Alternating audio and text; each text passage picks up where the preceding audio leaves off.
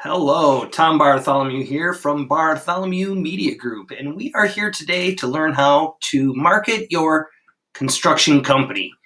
So we're going to talk about a lot of different things. We're going to talk about branding, WordPress for your websites. We're going to talk about building a buyer's persona or customer profile. That's what we're going to talk about today. We have a lot of stuff coming up. We're going to do about 10 episodes. We're going to make a little series on how to market your construction company. So that way you can go out there and do a great job. So a buyer's persona, you're probably asking yourself, why do you need a buyer's persona? Well, a buyer's persona can help in a lot of ways. It can help you when you are going to do your marketing. You want to make sure you hone your marketing into a prospect. We're going to go through a whole buyer's persona here shortly. And you can also go to our website, which I'll give the information later, where you can also get a download of a buyer's persona worksheet to help you out through this process. So why do you need one? This will help you really market better. It'll lower your marketing costs. You can really target in on that target market. And it will also help you with lowering your customer acquisition costs. That's right. The less money you spend to acquire a customer, the more bottom line you get. And that brings us to, what is a customer worth? So what in your business is a customer worth? And you can figure that out. So you want to figure out I'm not going to go into today how to calculate your customer's value. What is a customer's value to lifetime value? But once you figure that out, you can make decisions on, how much you want to spend to acquire that customer. If a customer's value, you figure it out, and it is $50,000, and that's what you'll get total lifetime out of that customer, well, then it's okay to spend $1,000 to acquire that customer. But if your customer is only worth $5,000, well, I wouldn't want to spend $1,000 to acquire them. I would, but I'd rather keep my customer acquisition costs lower. That's why I want to make sure you know what your customer is worth. And that brings us to niching down. People always ask me, customers, when I start with them, actually I ask them and I say, well, what do you specialize in? And I get this a lot. Well, I specialize in new homes, pole barns, deck work, vinyl siding, concrete. So they just go through a whole gambit of things that they specialize in. And that's kind of against the definition of specialization. Specialization means that you do one or two things particularly well. When I was in construction, one thing that we always did, and I really tried to specialize in, was exterior remodeling. We did a lot of vinyl siding, doors, and windows. That's what I like to do. So that's what we really specialize in. And once I found that market, once I got away from specializing in everything, and I honed in on that target market, that made me more of an expert in that field, in exterior remodeling.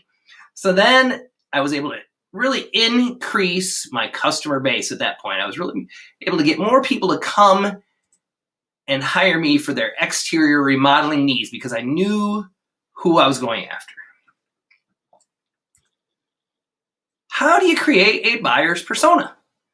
Well, we're going to cover that. And also, like I said, you can get a worksheet right on my website, bartholomewmediagroup.com. But there's a lot of ways that you can also get information besides just a worksheet or working through like we're going to here in just a second. You can find out information off of your Google Analytics and find out in the demographics who's coming to your website, who is your customer. You can look through your old customer management system and find out who your customers are. Just think back, who was your best customer? What project did you do for them? Maybe you remodeled their kitchen and you love building custom kitchen cabinets.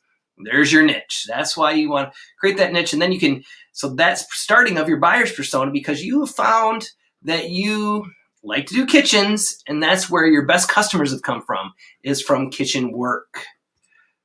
So today I want to walk through and build a buyer's persona. I did a little mock-up so we could see what it's all about. And who is your buyer? So I just made a quick little mock-up. First thing I like to do is I like to give my buyer a face. So right here we go. We got a face to our buyer.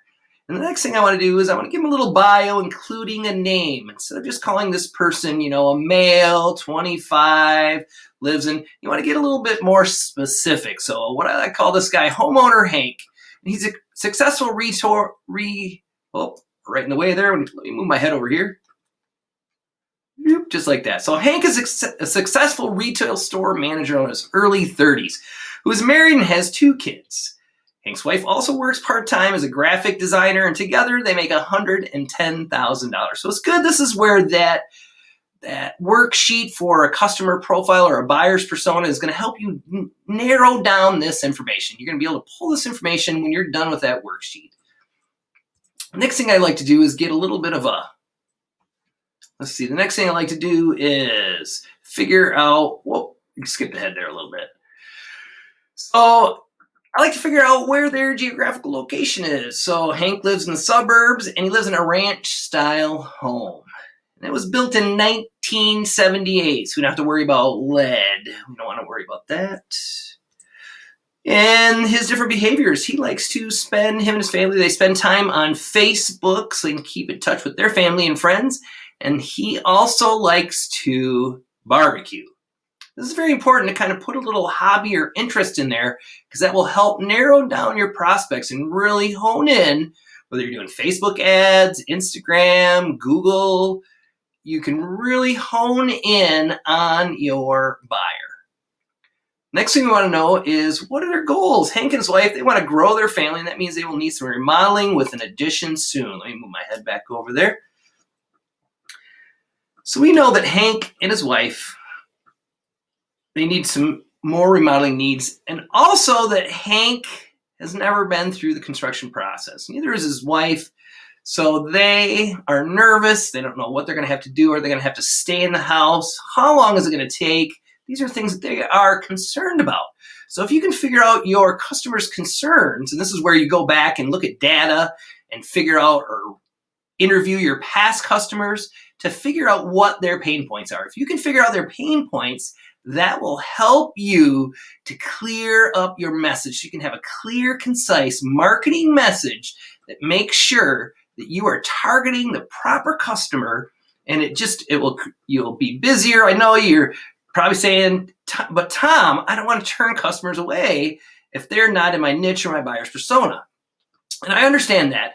Unless you're brand new and you're trying to, in this feast or famine, you want to really narrow down your niche and make sure you get a good buyer's persona. Now, I recommend doing 1 or 2, up to 3 of these, because this is what's going to really help you with your message. And it's okay to have, but if you have 2 or 3, make sure, if you have 2 or 3 buyer's personas, make sure you run a different target marketing ad to each persona. So that's why you want to keep it down to a minimum until you get a little bit more experience or your company grows farther. So hopefully you found that information useful. So this is Marketing for Contractors. This was episode number 1, creating a buyer's persona. Here's a little snapshot. Episode 2, the next one coming out next Monday, will be branding your business and how to be consistent with that branding. I'm also going to talk about different tools that you can use for graphic design, or even places where you can go like Fiverr or Upwork to find freelancers to do your work. Of course, we also do that work here at Bartholomew Media Group.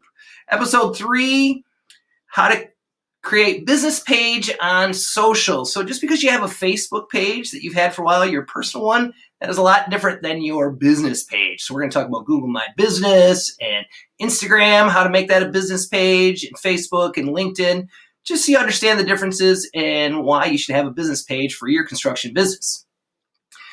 Then we're going to get into episode 4, websites. How do you build it? What software you should use? Free areas. We're going to talk a little bit about hosting, and just make sure you understand a little bit of the basics of website hosting and design. In episode 5, about halfway through our Marketing for Contractors series, is going to be SEO tips. So you just build a website. Now we're going to talk about how do we make sure that it is optimized on page for search engine optimization. So those are the first 5, and we're going to do 10 of those. So stay tuned. We're going to have a lot of fun. We're going to make sure that you understand all of your marketing and that you can go from just starting out to an expert in 10 episodes. Thanks for watching, and visit BartholomewMediaGroup.com for more videos just like this one, and make sure to like and subscribe.